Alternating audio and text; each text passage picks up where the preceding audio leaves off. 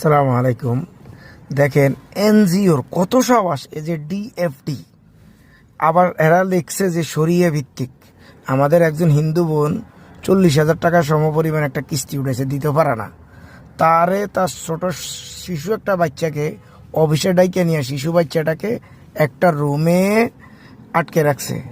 তার মাকে চাপ দিতেছে যে সে যেন তার গয়নাগুলা খুলে দিয়ে দেয়, পরবর্তীতে সে আবার টাকা দিয়ে এগুলো রিটার্ন নিবে। এই এনজিও এই কর্মী অফিসের মধ্যে আমাদের এই হিন্দু বোনটাকে, তার বাচ্চাকে অনেকক্ষণ যাবৎ কয়েক ঘন্টা মাঠ থেকে আলাদা করে তার মাকে জিম্মি করে তার নাক ফুল এবং তার কানের দুলগুলো নিয়ে নিছে। কত বড় সাহস! ওই যে সে একজন অসহায় মানুষ, টাকাটা দিতে পারতেছে না, এই সপ্তাহ নাহলে সামনের সপ্তাহ দিবে। তারপরও এটা একটা বেআইনি কাজ। এটা কি করতে পারে একটা এনজিও? কিভাবে করে? এরা কি মানুষ? এদের কি ঘরে কে মা বোন এদের কেউ নাই?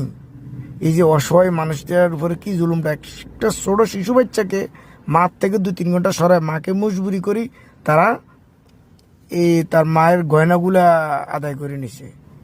আমরা কোন দেশে বসবাস করি রে ভাই? আমাদের দেশে কি আইন শৃঙ্খলা বলতে কোনো কিছু নাই? এরা এত পাওয়ার কই পায় সেটাই বুঝতে পারতেছি না।